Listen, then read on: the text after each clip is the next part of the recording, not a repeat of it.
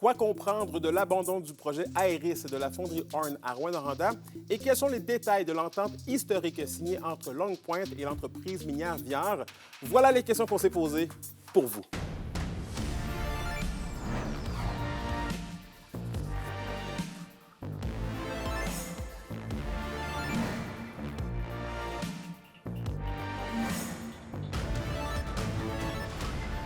Ici Anthony Dallaire et voici vos informations. On commence directement à Rouyn-Noranda. Glencore ne réalisera pas le projet Aeris qui vise à moderniser et réduire les émissions de la fonderie Horn.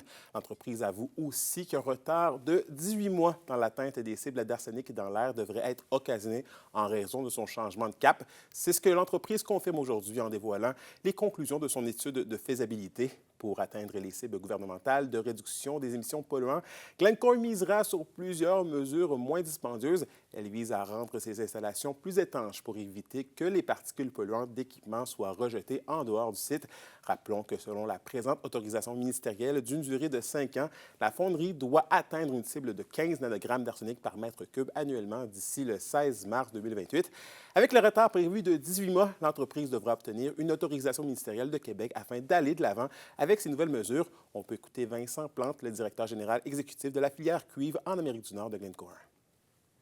Écoutez, je suis responsable, je suis directeur général, j'ai la responsabilité de cette usine-là. Moi, je peux vous dire que si on recule de plusieurs mois, je n'étais pas au courant qu'on allait prendre cette décision-là. Ce qui est important de mentionner, je veux dire, on est une compagnie responsable. On ne parle pas d'un petit projet, là. Le projet d'Aeris, c'est un projet majeur. C'est une transformation sans précédent qu'on anticipait faire à la fonderie Horn. Ce qui est important de mentionner, c'est que même si on aurait tous les fonds, puis qu'on aurait des fonds illimités, on aurait la même conclusion. Parce que pour nous, ce qui est important, c'est vraiment l'atteinte des prochaines cibles au niveau de l'autorisation ministérielle. Puis, avec les résultats de la phase de faisabilité, clairement, ce qu'on voit, c'est qu'on ne sera pas capable d'atteindre avec le projet Aeris dans sa forme actuelle. Puis, on parle d'impact de plusieurs années, là. Donc, basé là-dessus, la nouvelle approche qu'on présente nous permet d'atteindre les prochaines cibles de façon très simple, beaucoup plus simple et beaucoup plus rapidement que le projet Aeris aurait pu le faire. L'espoir de voir aboutir le projet aurifère Belle-Terre au Témiscamingue vient peut-être aujourd'hui de franchir un petit pas. Chose certaine, c'est qu'un grand pas a été franchi pour la Première Nation de Long Point qui, elle, a conclu une entente historique avec la société Viard. Un reportage d'Alexandre Cabana.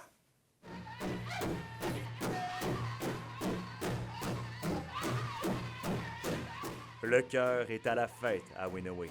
Même que pour l'occasion, un wampum, le deuxième seulement dans l'histoire de la communauté, a été confectionné afin d'honorer avec fierté ce partenariat historique. C'est vraiment démontrer qu'on est ici, puis aussi de démontrer que qu'est-ce qui se passe sur le territoire, là.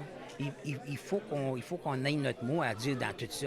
Long Point, puis on est semi-isolé. Ça fait que les opportunités de développement économique sont peu existantes. Puis là, c'est sûr, avec cette entente-là, c'est un pas en vers la bonne direction.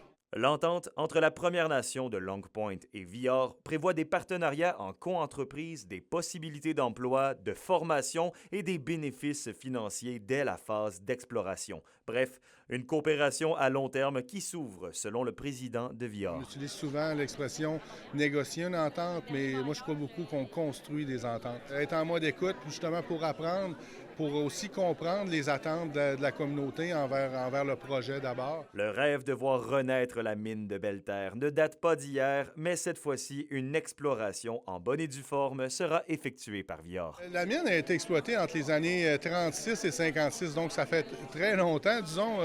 Moi, je n'étais pas né, mais il y a une chose est sûre, c'est qu'on retourne à la base, donc à l'exploration. Donc, présentement, on explore pour trouver un gisement d'or. Ce qui est intéressant dans le secteur de Belle-Terre, c'est que justement, il y avait une ancienne mine haute teneur aurifère. Donc, les chances de découvrir d'autres choses dans le district sont quand même bonnes. C'est sur notre territoire. Ça fait que c'est sûr qu'on veut participer, on veut contribuer. On n'est pas contre le développement, on veut contribuer à l'avancement. Serait-ce le début d'une nouvelle ère pour la communauté de Long Point First Nation? C'est fort possible. Et pour ce qui a trait du projet de Viard, des réponses quant aux futurs forages sont attendues au mois de mars prochain. Alexandre Cabana, RNC Nouvelles, Winaway. Et après 63 ans d'activité, Anglier au Témiscamingue perdra sa seule épicerie. Le marché Bernèche fermera ses portes à la fin de cet été. Un reportage de William Maillet.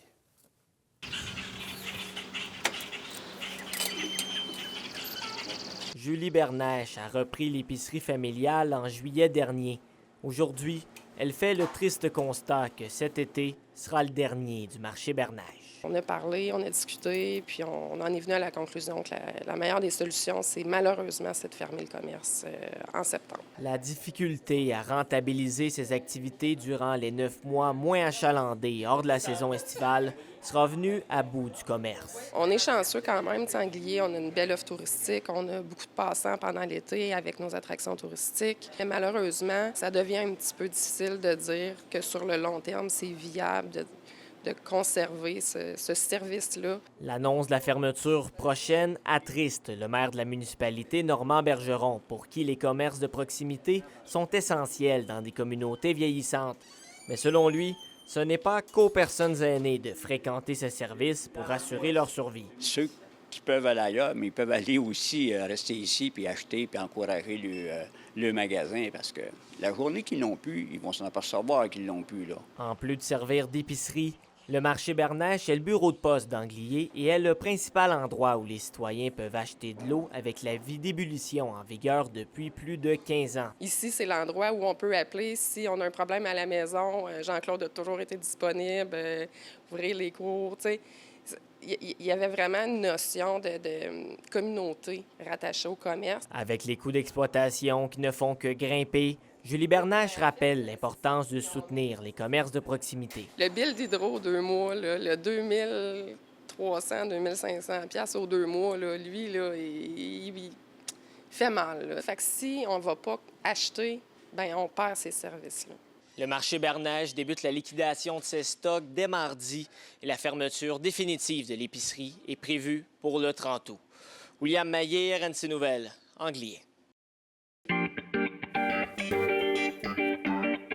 Au culturel, le MA Musée d'art de Rouyn-Noranda et Hydro-Québec se mettent en mode estival avec la présentation de la toute première rétrospective consacrée à Yves Boucher, artiste originaire de Ville-Marie au Témiscamingue.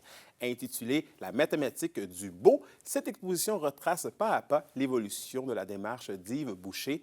Yves Boucher et le commissaire Jean-Jacques Lachapelle vous invitent à visiter l'exposition jusqu'au 21 septembre au MA Musée d'art. Cette exposition-là, c'est une rétrospective. C'est un privilège pour un artiste d'avoir une rétrospective. Ce n'est pas tous les artistes qui en ont.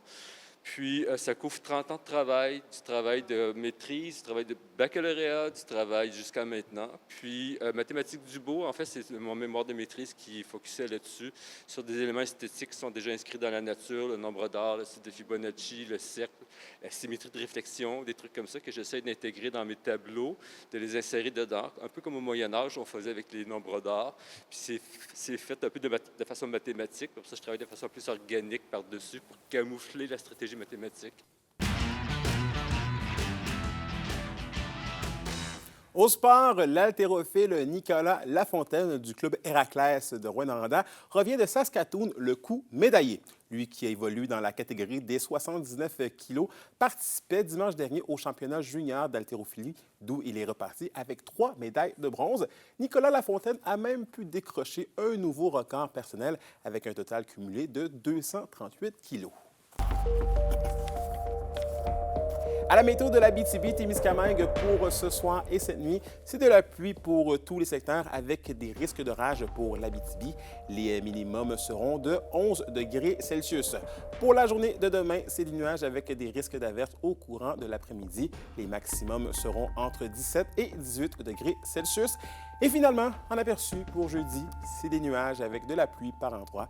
Maximum de 10 pour l'Abitibi et de 12 degrés Celsius pour le Témiscamingue. Et voilà, c'était vos informations régionales. Merci encore une fois d'avoir été des nôtres. Nous, on se dit bien évidemment à demain pour la suite des choses. D'ici là, prenez soin de vous.